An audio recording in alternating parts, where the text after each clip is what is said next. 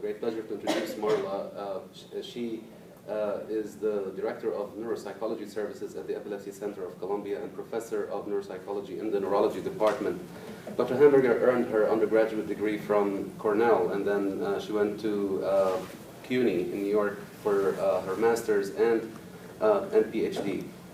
She spent some time at Columbia doing a neuropsychology internship in the psychiatry department, and then went to UCLA to specialize in the neuropsychology of epilepsy. Her work across the year has focused on the neuropsychology of epilepsy and has contributed to what we know about the neuropsychological comorbidities and the neuropsychological effects of surgery and electrical stimulation, with focus on cerebral localization and even more specifically focus on naming, which is the subject of today's talk. Dr. Hamberger is a reviewer for numerous journals. She has published her work in major journals, including Brain and Neurology and other esteemed journals. She is on the study section of a number of study sections at NIH, and she herself has been federally funded to do her exquisite research. She currently has 2 R01s to study naming and cerebral localization in the human brain. I will leave the podium to Dr. Hamberger, and please welcome her. Thank you, Mohammed, for the very generous introduction and for the invitation to speak here today. It's really an honor to be part of this wonderful series. So before we get to our topic for today, naming and epilepsy surgery, we have some housekeeping slides to scroll through, past events, disclosures.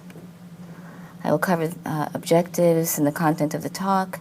There will be slides for CME credit with a link and instructions how to obtain CME credit, and to our topic for today. So as an overview for what I'm going to talk about, I'm going to start out talking about naming in and of itself and how naming provides a wonderful window into the larger language system. I'll talk about the central role of naming in epilepsy, really the multiple roles of naming in epilepsy, how naming has been conceptualized, assessed, and mapped for decades, and some of the limitations associated with that approach. I'll show you some newer methods that we've developed and have been using for about a decade or so, and what we have found behaviorally and with stimulation language mapping.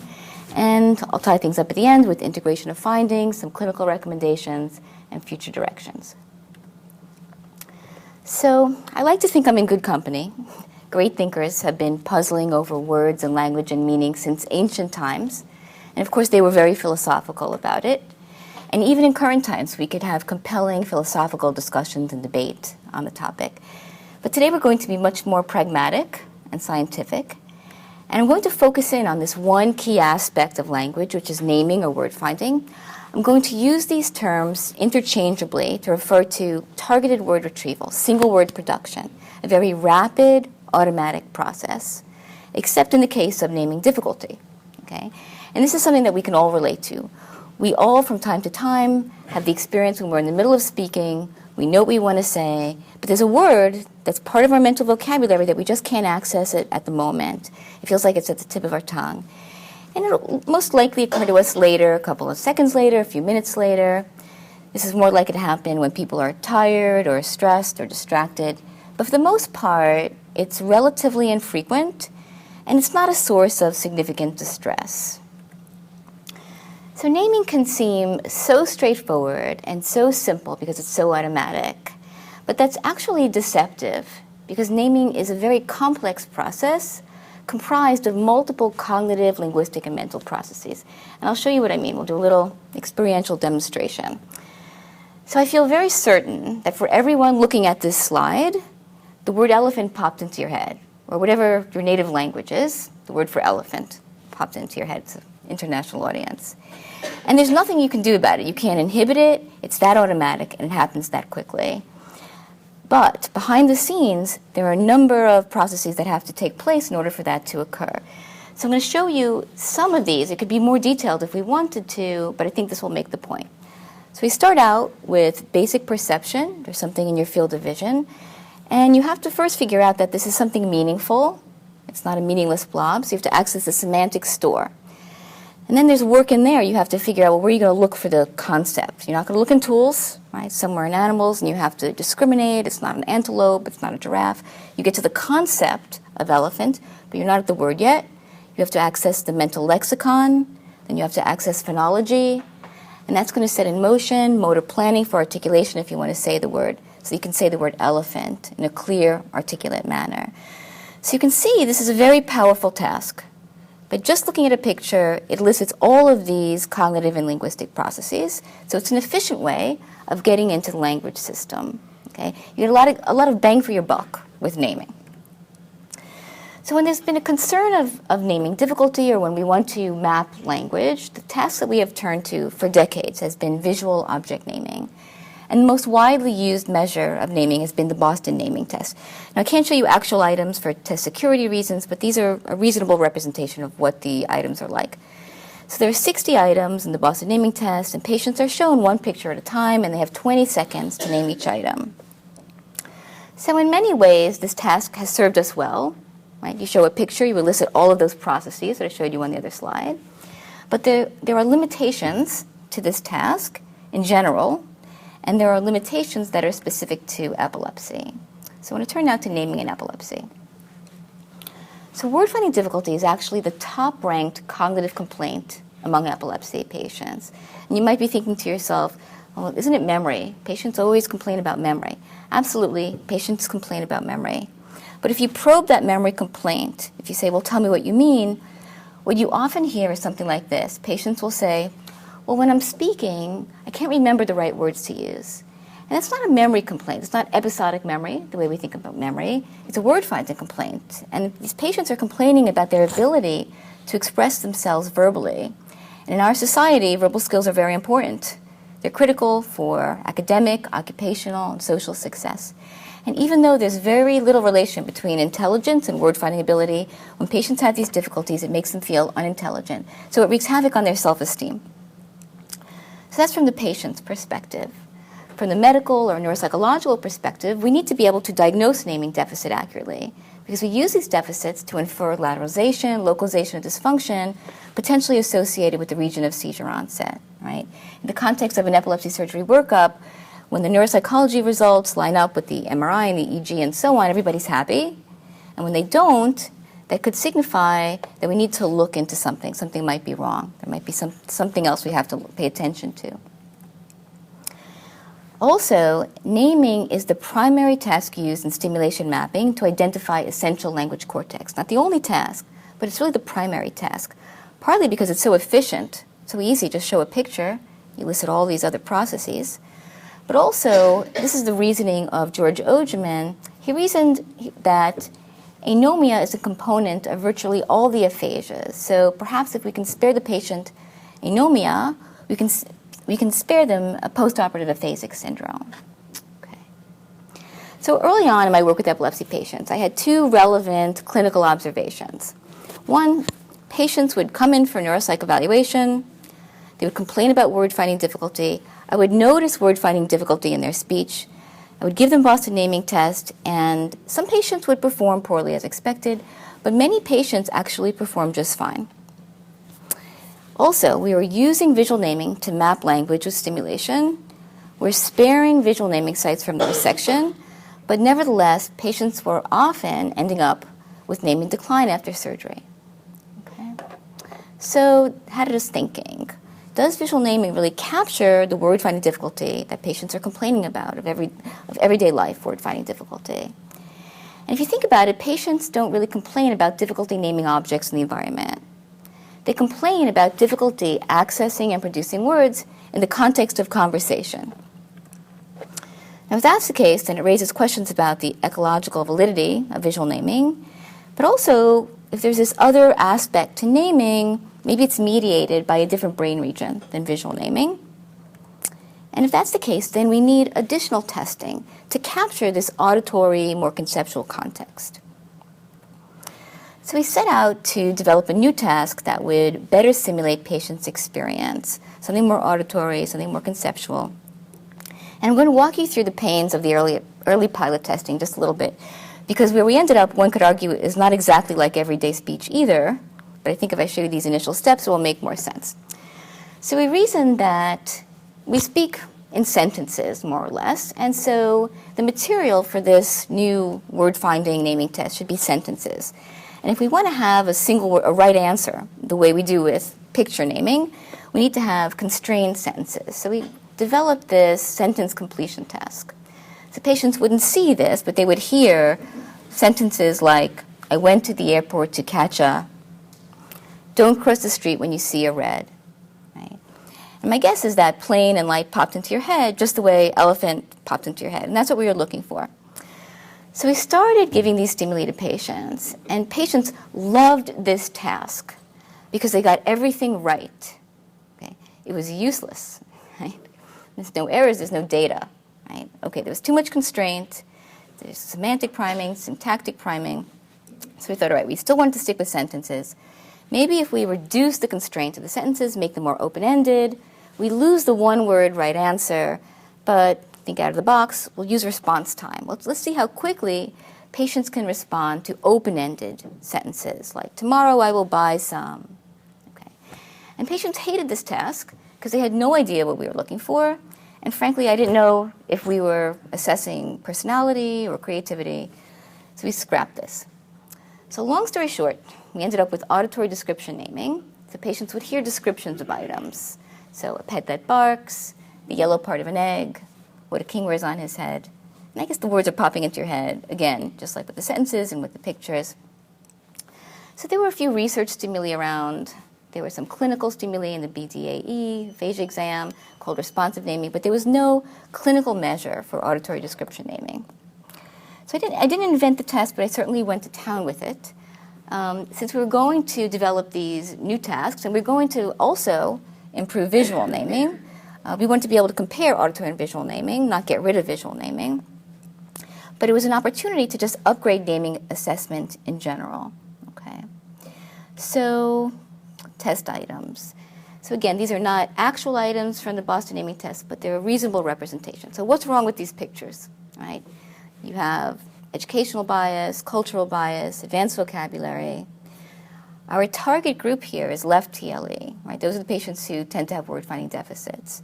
These patients also have a verbal learning deficit. So if they have a verbal learning deficit, it's unlikely that one of these advanced vocabulary items made it into their mental lexicon. So they may miss the item, but they'll miss it because it's not part of their vocabulary. We already have a vocabulary test. We don't want the confound of vocabulary in our naming test. So you want mid-range frequency items. Also, you don't want emotionally charged items in your naming test because that could elicit an emotional reaction. And if patients have an emotional reaction, that could affect their performance on subsequent items. So you want to get rid of these confounds, neutral items. What about performance measures? We can increase the sensitivity. So what are the features of word-finding difficulty? Right? Think about when you can't find a word. Delayed word access, right? It takes a while. And relying on cues. These are the times when you're kind of going through the alphabet that start with an A or a B, and so on. So in the Boston naming test, the patient receives the same 1-point credit whether they name the item in half a second or 10 seconds or 19 seconds. And we know from the cognitive literature that anything outside of 1.5 seconds is outside the time window of automatic processing, and you're into conscious, deliberate strategizing, and that's word-finding difficulty. So we can capture that in our performance measures. And also reliance on cueing, right? So if the patient doesn't name something in 20 seconds, and you say, okay, the word starts like this, ha, and the patient says, oh, hammer. Okay, then you know the patient knows the word, but they needed the cue to get it out. So these are indicators of word-finding difficulty, and we could use these for performance. So in addition to accuracy and straightforward response time, we also included this tip of the tongue score, which was items that required more than 2 seconds or cue. So these are items that we would know that are in the mental lexicon of the patient, but they needed either additional time or a cue to access and retrieve the word.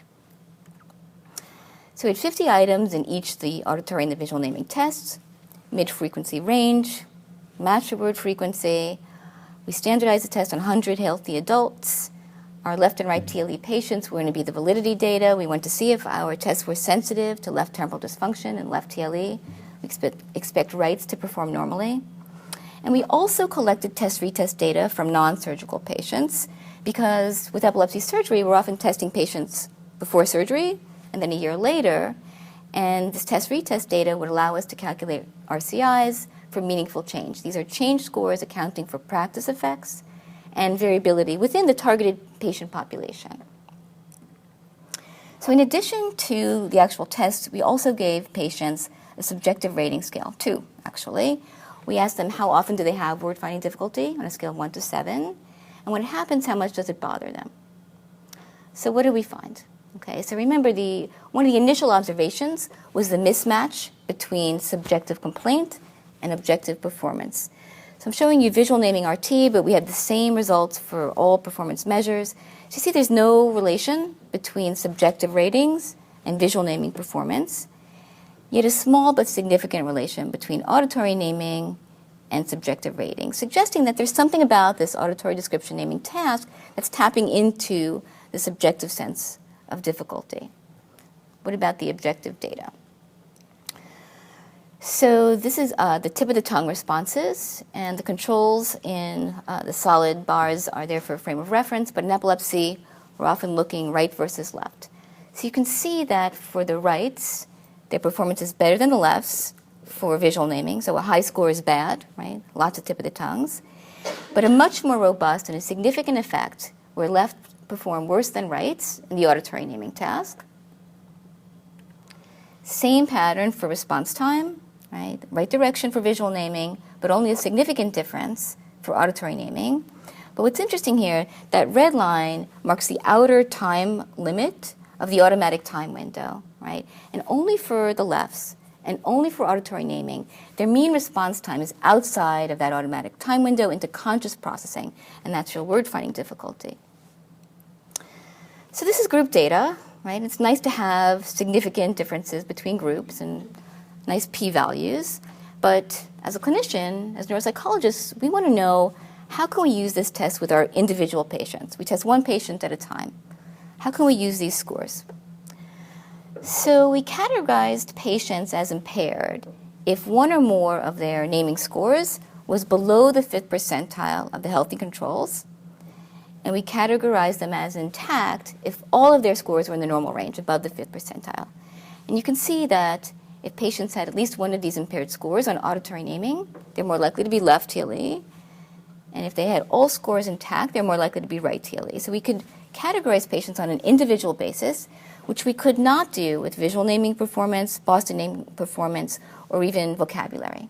Okay, so again, there's something about this auditory naming test that's tapping into the left temporal dysfunction in our left TLE patients. So that's a lot of behavior. Okay, let's turn to the brain. What does this mean for brain organization of language? What does this mean for language mapping? So as most of us know, the challenge of epilepsy surgery is to remove enough of the bad epileptogenic tissue to eliminate seizures, yet not so much that we compromise function. So what we do is once we know the region that we want to remove with surgery, we have to map out function. The gold standard for mapping is stimulation mapping. There are other methods of mapping, fMRI, electrocardiography, these activation methods.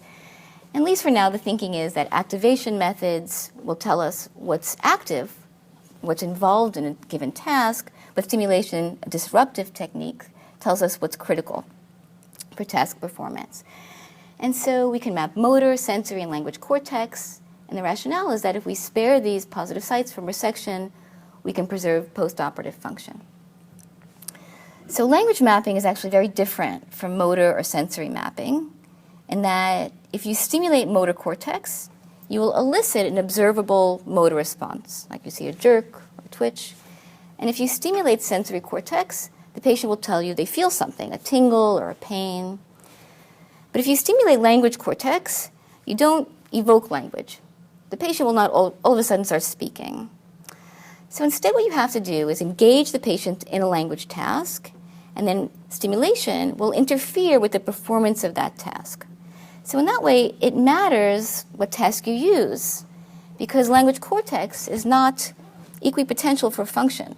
There's some overlap, but there's specificity, right? So the purpose of this slide is not to look at the particulars of which brain area is mediating which language function, but just to show there's overlap but specificity. And the thing with language mapping, with stimulation mapping, is if you don't look for it, you're probably not going to find it.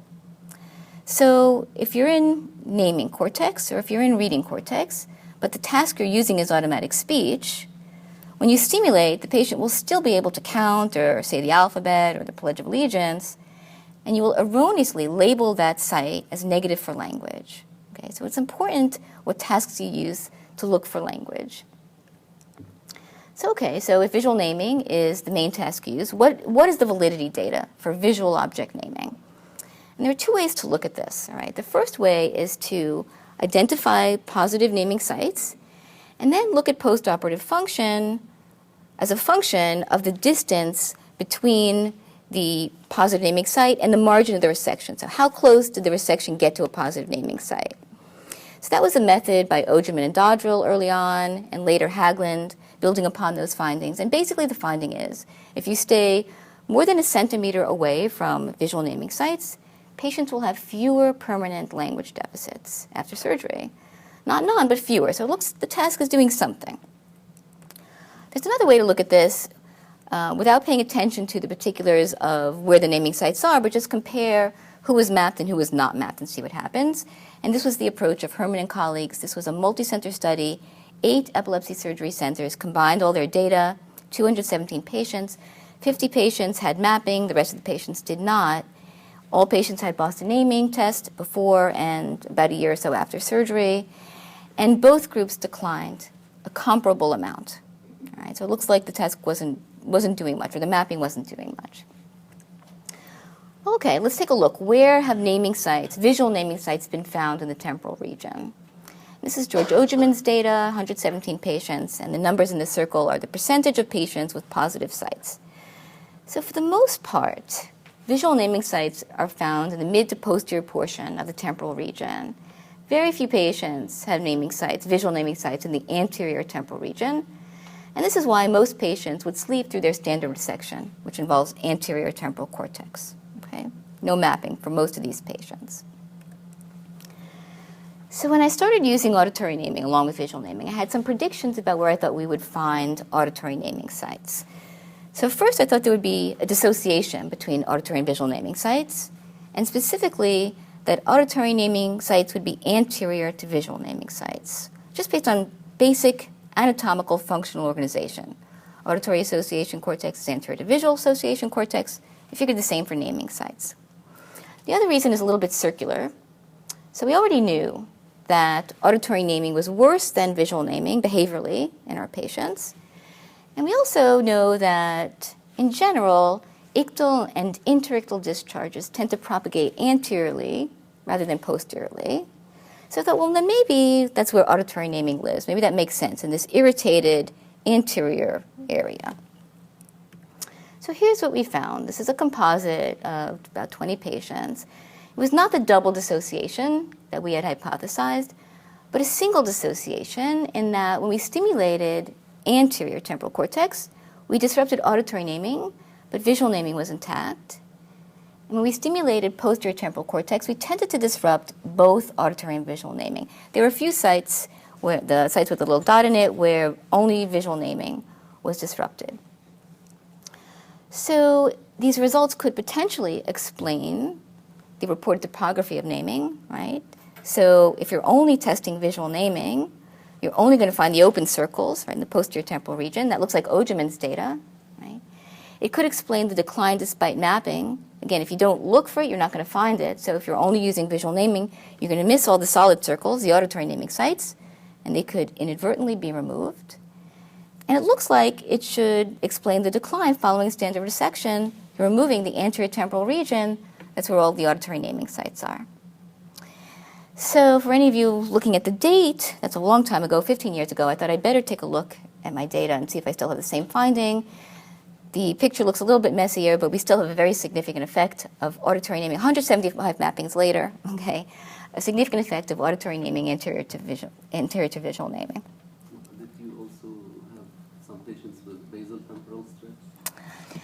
So yes. So we don't map the basal temporal region consistently, but we have mapped, and we find auditory and visual naming, but I don't know that we have that anterior-posterior dissociation. But I am going to look at that now. But we haven't mapped it enough. I don't have the numbers. Okay.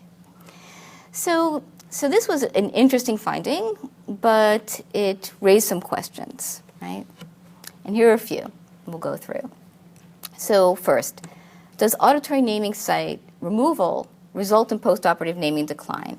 Are auditory naming sites essential? Okay. 2, given the topography of auditory and visual naming sites, can behavioral data be used to localize dysfunction? So really, can we play where's the lesion or where's seizure onset? That's what neuropsychologists and neurologists like to do. Right?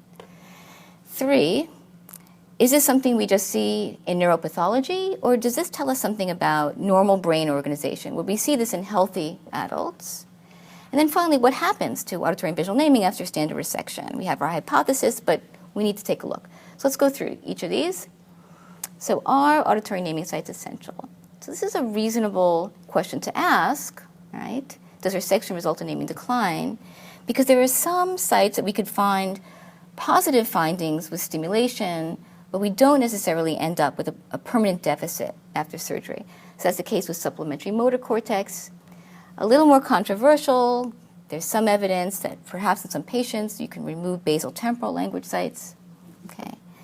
So then what do we do if an auditory naming site is within the area that we want to remove? So you have this hypothetical risk-benefit, right? If you spare the site, that might be good for language, but you're leaving more cortex in, that might not be good for seizures, and patients come to us to eliminate their seizures with surgery. On the other hand, the flip side of that, removing auditory naming site might be bad for language, but maybe that's better for seizure freedom. So what do? So I actually have IRB approval to randomize patients to using auditory naming or not using auditory naming to determine the margins of the resection. But as many of us know, patients, understandably, do not like to be randomized to surgical groups. And I don't really have the stomach for it either. So what we've been doing is we've been conducting an observational study. So we conduct auditory and visual naming. We test it in all patients, keep track of the data. Visual naming sites, it's basically the standard of care. They're left intact. And for auditory naming sites, if they're in the margins of the resection, they're removed for the most part. And if not, obviously they're left intact. So observational data, not randomized, but here's what we found so far. When we remove auditory naming sites, and retest these patients, based on RCIs, they all decline. Not big numbers, but striking. When we spare auditory naming sites, patients are less likely to decline, but obviously it's not the whole story of language. But it looks like it might be a piece of the puzzle here, okay? And of course we have to keep track of seizure freedom. Again, not randomized, observational, but we have to keep our eye on this. At least so far, it doesn't look as if sparing auditory naming sites is associated with poor seizure outcome. Okay, next question. Can we use behavioral performance to predict intratemporal localization? So what would the prediction be? Right?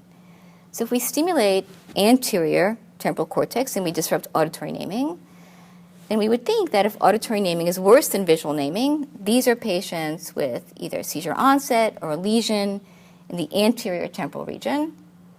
And when we stimulate posterior temporal cortex, we tend to disrupt both auditory and visual naming. So patients who have comparably poor auditory and visual naming, we would think these patients would have posterior temporal seizure onset or lesion. So here's what we found. We have the anterior group on top, the posterior on the bottom, and we see a very robust effect for the anterior group, auditory naming. These are Z-scores in the table. Auditory naming worse than visual naming. And the posterior group, we actually found the opposite direction, but not a robust effect. But again, this is group data, and I want to know if I can use this with my individual patients. So what we did was we calculated auditory naming, visual naming asymmetries based on their Z-scores. And we found that we used a difference of 1.5 standard deviations between auditory and visual naming to define a difference. And we found that about 70% of the patients actually had an asymmetry. And of those who had an asymmetry, 88% had correct classification. Right? So we were able to localize within the temporal region, anterior or posterior. which is pretty good for a neuropsychological measure. Usually we can say left or right, or frontal or temporal, but here we have a reasonable level of resolution for a neuropsychological test. So next question, is this something we would see in healthy adults? Right, so obviously we can stick electrodes in healthy brains. So we had to turn to something non-invasive, and I turned to my neuroimaging colleagues, and this was a study of 13 healthy young adults conducted in Joy Hirsch's lab, created fMRI-friendly tasks for auditory and visual naming and subtracting out early perception and early processing.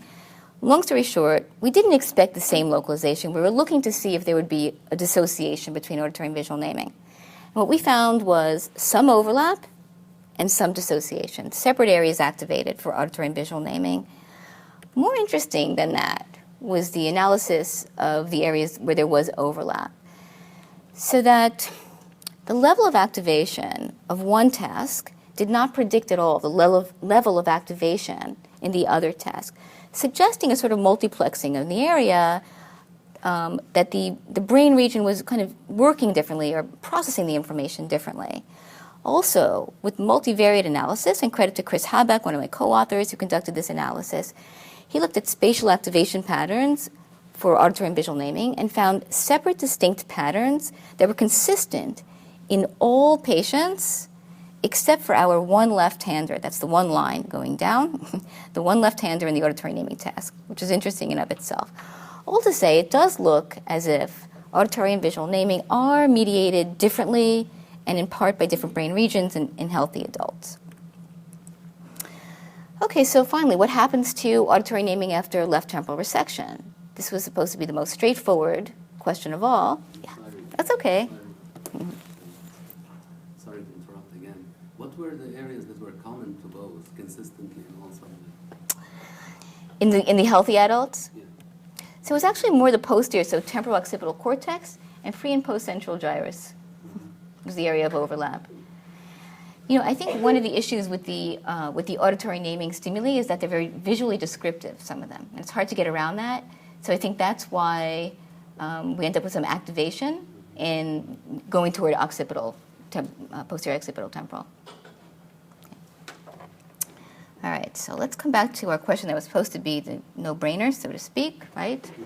So standard resection, we're taking out the anterior temporal region, the auditory naming sites, supposedly. So we would expect that after surgery, auditory naming would be worse than visual naming.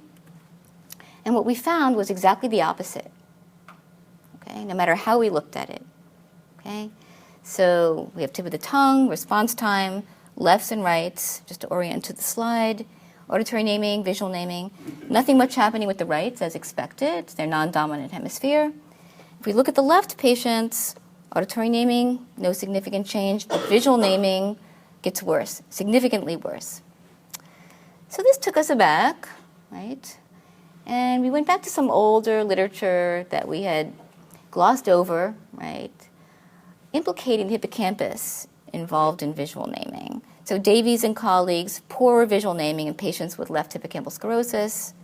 Seidenberg and colleagues, the surgical counterpart of that, more visual naming decline following removal of a healthy left hippocampus. And then Sori et al., significant correlation between left hippocampal metabolism and visual naming performance using SPECT. So it seemed a little odd. Why is the hippocampus, the seat of episodic memory, what is that doing in a naming task, a language task? So I thought, you know, maybe it's not a primary effect of the hippocampus. Maybe it's not the hippocampus mediating naming, but somehow the integrity of the hippocampus has some kind of influence on the organization of language, right?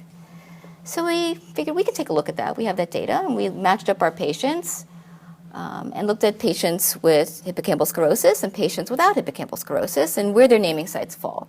And we find that, lo and behold, patients with hippocampal sclerosis have their naming sites pushed back more posteriorly, basically out of harm's way for a standard resection. And so that made sense. Okay. But there was still a question we had to ask. So the question is, well, does cortical mapping protect visual naming if surgery includes hippocampal resection, right? So if we map with visual naming, we spare all of these sites from resection, But the only difference is preservation or removal of the hippocampus. And what we find is that when the hippocampus is preserved, no decline, and when hippocampus is resected, the patients decline, even though all of their visual naming sites are preserved. So with these later findings, this sparked some confusion and dismay and an editorial in neurology. And here Sherman and Weeb very politely state that these newer findings are difficult to integrate with the earlier work. And they go on to say that despite the intuitive and clinical appeal of auditory naming and language mapping, maybe given this new evidence, it's time to recalibrate our practice and disregard the earlier findings. Okay. So it's good to know that people read your papers, right? But actually, we weren't really surprised by the complexity. We should expect complexity because language and cognition are complex, and structure-function relations around language and cognition are going to be complex. And we feel it's our job as scientists to figure out how to integrate the complexity into the work, right? Maybe we need to ask more focused questions. For example, are auditory naming sites likely to be removed in a given patient undergoing a given type of surgery, right? But what we don't want to do is this, right? Because the new findings don't undo the old findings. Many things are still true, right? Auditory naming seems to lateralize seizure onset better than visual naming. When we use auditory naming together with visual naming, we can localize within the temporal lobe. If you read the paper carefully, within the standard group, a sizable minority, 24%, showed significant auditory naming decline. And when we use these tasks together for mapping, both auditory and visual naming, we identify more language cortex, and it does seem that removal of auditory naming sites is associated with postoperative decline. We also have to consider that patients who undergo standard resection are the ones who usually have hippocampal sclerosis, and therefore their sites are more likely to be posterior and less likely to be resected. But let's come back to this issue of hippocampus and naming. So the field of epilepsy surgery has moved along. We have newer tools and options to offer patients, and one of them is laser ablation of hippocampus and amygdala, possibly even better than selective amygdala hippocampectomy because we avoid collateral damage, and we're preserving neocortex and white matter pathways that are critical for cognitive function. So there's already a paper out suggesting better naming outcome with laser ablation, but I'm going to say that these results are preliminary, promising maybe, but preliminary because we're interested mainly in the dominant patients, right? Those are the ones at risk. There were 10 patients in this study, and of these 10 patients, 7 had medial temporal sclerosis, right? And these are the patients with hippocampal sclerosis who are less likely to exhibit naming decline. Only 3 didn't have MTS. The key question here is going to be what happens to naming after ablation of a healthy hippocampus. So we'll keep our eye on that. So before wrapping up, I want to come back up to the cortex and back up to cortical naming sites and show you some of the recent work we've done. So when we conduct a clinical mapping, we label sites as positive or negative for language. It's very binary. Okay? We started thinking maybe we can do better than that, right? If naming is comprised of all these different sub-processes, then probably we're disrupting maybe one or more of these sub-processes, and then that would suggest that naming sites are not all equivalent, that they're different from each other. So why is that interesting or important? Well, it's interesting from an academic perspective. We can refine our map of brain-language relations, right? And potentially it's a bit of a leap, but down the road, sometimes we're in a very difficult situation when language sites fall within the region that we want to remove. Wouldn't it be nice if we could figure out if some of the positive sites are more or less essential, right? But the first step is to see if we can differentiate among these sites. So the first thing we did was we checked to see if despite the inability to name during stimulation, do patients have access to other types of information? Do they have access to meaning? Do they have access to word sounds, phonology? So during stimulation, we showed them items and asked them questions like, Is this found in a forest? Or phonological questions. Does this start with the sound t as in toy? And they didn't have to speak to answer. We gave them a button press. And this is data from about 16 patients. So we did find some differences among all of these positive naming sites. All of these sites are positive. So the blue dots are sites where semantics remained intact. So despite inability to name the item, patients were able to answer questions about meaning, but they could not answer questions about phonology. And the orange sites was the opposite of that. Patients could answer questions about phonology, but not semantics, although there were some sites where both were impaired.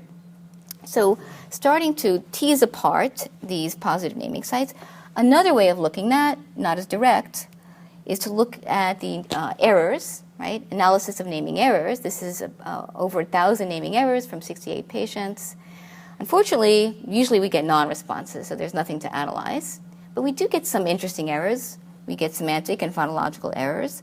I'm just going to summarize those where they cluster on the next slide. So the phonological errors tended to cluster in the superior temporal gyrus, posterior area. Semantic errors clustered in the middle temporal gyrus. And this was kind of fun. We could actually break this down even further. And credit to my psycholinguist collaborator, Michele Miazzo, who analyzed the semantic relatedness of these errors. And he found a gradient of increasing semantic relatedness to the target word as we move from the anterior to the posterior temporal cortex. And the interpretation is that the specificity of semantic input increases progressively as we move to the posterior regions, getting closer to phonological input that's going to go get the correct word. So that's a lot on naming. I'm going to wrap it up and summarize now. So basically, I hope I've convinced you that naming, seemingly simple, is a complex process. There's more to naming than meets the eye or ear, right? It's a powerful task. And that it plays multiple roles in epilepsy, from the patient's perspective and also from the medical, neuropsychological perspective. There does seem to be a neural basis for auditory and visual naming. And we combined auditory and visual naming and improved the sensitivity of our performance measures. We get a very nice, more well-rounded assessment of naming. And we identify more language sites with cortical mapping. I showed you some postoperative patterns in naming, some expected, some very unexpected, and we're left with this question of hippocampus and naming. We'll see how that plays out. I guess in a nutshell, the clinical recommendation, my bias would be that it's good to use auditory and visual naming together for assessment and mapping. For assessment, you get better characterization, better localization, better lateralization of seizure onset. And we get a more thorough identification of language cortex with stimulation mapping. So where to go from here? Many different directions we could take. So looking ahead, again, does the hippocampus mediate language? Will laser ablation preserve naming? Will it be visual naming, auditory naming? Both, neither. I didn't get to talk about the work we've done with children. Not enough time, but we're actually finishing up a study. We developed these tasks, the auditory and visual naming tests for kids. They're shorter. We have color photographs for the visual stimuli. We're very pleased to very soon be able to offer these tests for children. And we have preliminary data with kids with epilepsy, and we are starting to see behaviorally the same patterns with the auditory and visual performance, at least with the older kids. Older adults, right? What is the course of naming in older adults? We are just starting a new study looking at aging and epilepsy and naming, along with memory.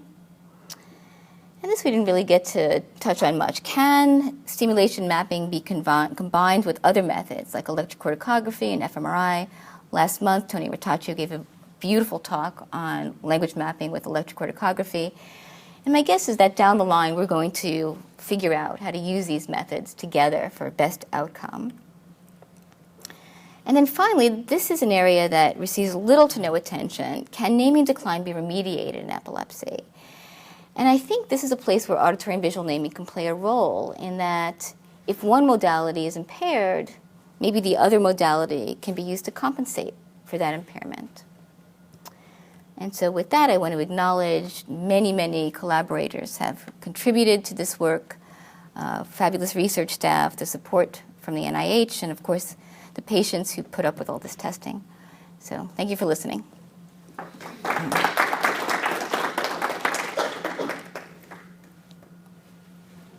Thank you very much. Quick question. The auditory naming, localization, did it differ from the phonologically cued answers? You know, I can see, I can imagine in my limited experience, how semantic cues, like do you find this in a forest, can differ from auditory naming. Name this, or, you know, say a tree, something, you know, like what is green and etc. And is found in the forest, and they say tree. But if you show them a tree, or, you know, does this exist in a forest, and they have to say only yes, I can see the difference in the task. But the phonological cue, doesn't it go hand in hand with the auditory naming? It doesn't. So okay, so those errors combined. The naming sites were both auditory and visual naming sites, but the task that we used to probe semantics and phonology, we tried using auditory naming and visual naming, but the stimulator was on for too long with the auditory naming task, then asking them questions. So we just defaulted to visual naming for that task. Yeah, but I wasn't sure. Were you asking, do we end up giving phonological cues with the auditory naming task less often? Was that part of your question, or no? No. There was a slide about semantic versus phonological. Yeah. And I wanted to see how these differ from the earlier simple auditory naming task. I see what you're saying. No, they're really unrelated, because it's really it's a different process. Retrieving a name versus asking questions about word sounds, because you're not with the phonological questions. So someone can say, yes, it does start with the letter S without retrieving the whole word.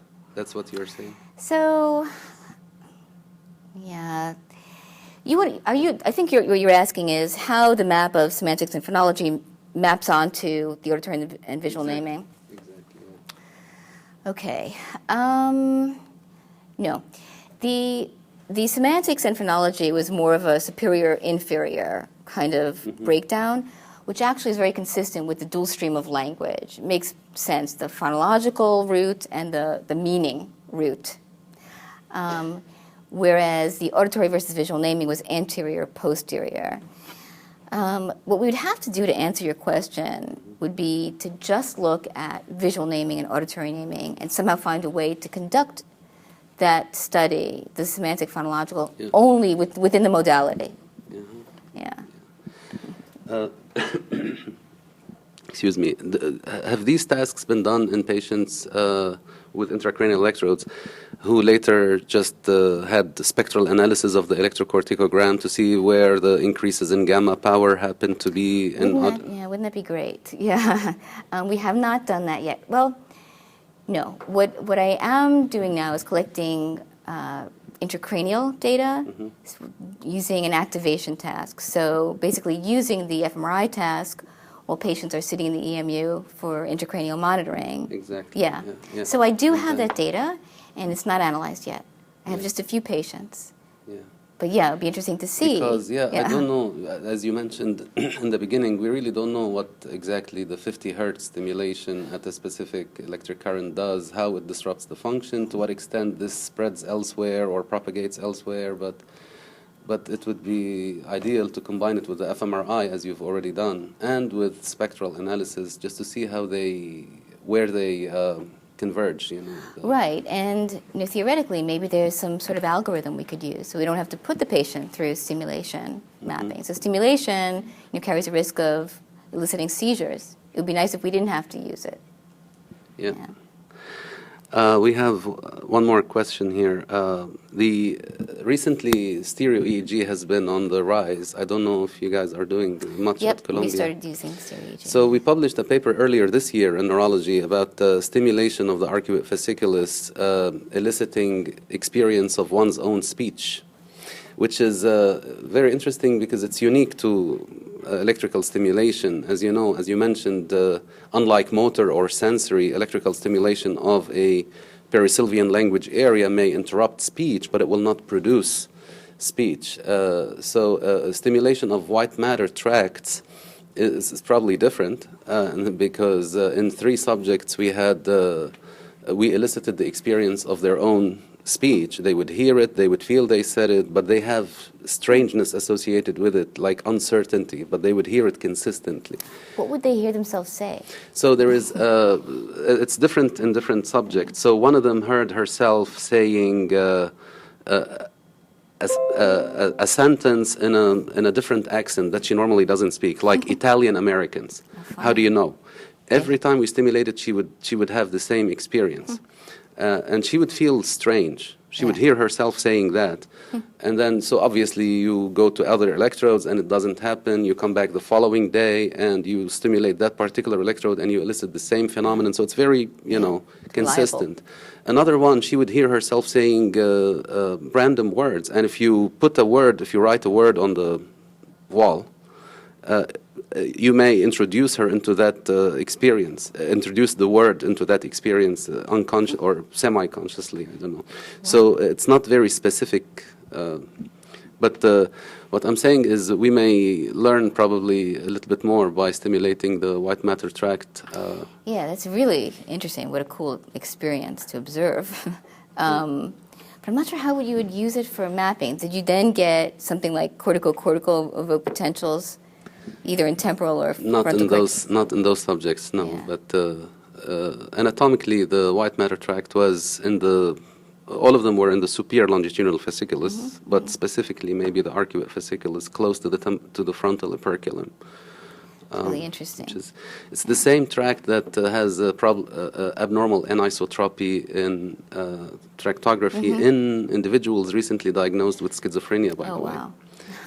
I don't know. Interesting. It may shed light on auditory hallucinations. Right. You have a question? So just like all patients tested had English as native language? Yeah, all native English speakers. We actually are also, former postdoc of mine, Kirsty Bortnick, is developing the test in Spanish. So that's also soon to come. So we actually are using it in our Spanish speakers as well. And we have, that's the data I showed you. When we have patients who speak foreign languages, we get an interpreter and translate the sentences and use them. Yeah. Right. Thanks. Thank you very much. Thank you.